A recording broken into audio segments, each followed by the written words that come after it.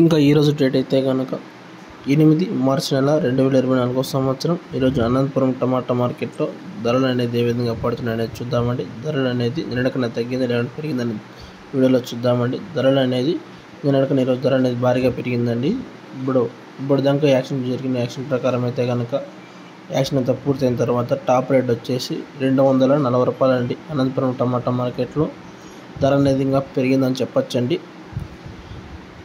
Top rate వచ్చేసి 240 రూపాయలు అండి. పండగ సందర్భంగా ధర అనేది పెరిగిందని చెప్పొచ్చు.